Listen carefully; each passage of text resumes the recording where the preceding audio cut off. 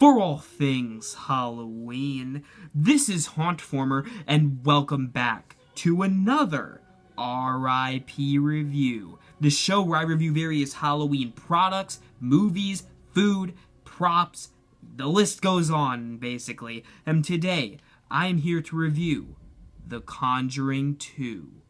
So The Conjuring 2 is basically a sequel to Annabelle and The Conjuring, and again, it's directed by James Wan, who is a pretty cool director. He's made some other popular horror movies, Dead Silence, I believe he made Insidious, and he also made, of course, Saw, the Saw franchise, or at least a few of them, I think.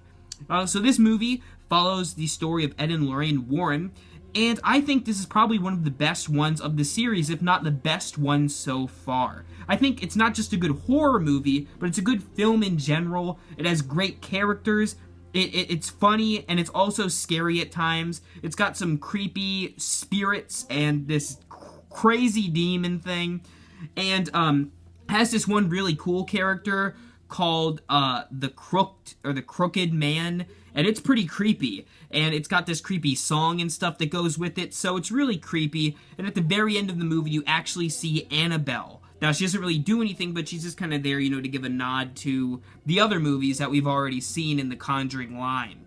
But I think the movie not only is scary and funny, but it has some good messages too. And for that, I really enjoyed this movie, and overall, I'm gonna give it 4 skulls. So, did you see The Conjuring 2? If so, let me know in the comments below. Whoa, Mac, don't cut me off. If you guys don't know, my name is Jared, and I'm here with Mac to review The Conjuring 2, the new movie from James Wan.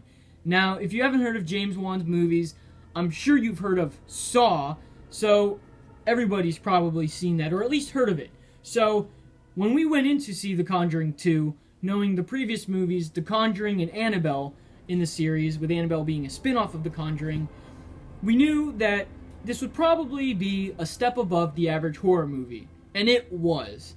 Now, it wasn't the best horror movie, because there were still the typical jump scares that most horror movies do rely on nowadays.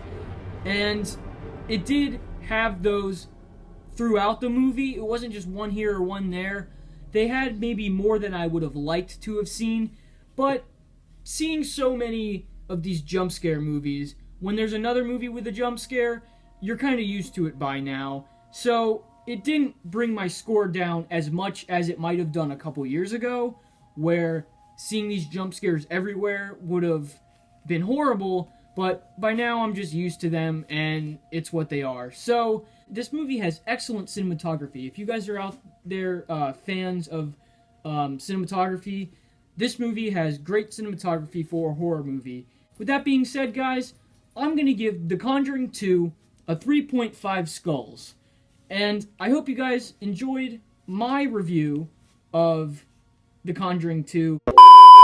And remember, for all things Halloween, this is Hauntformer.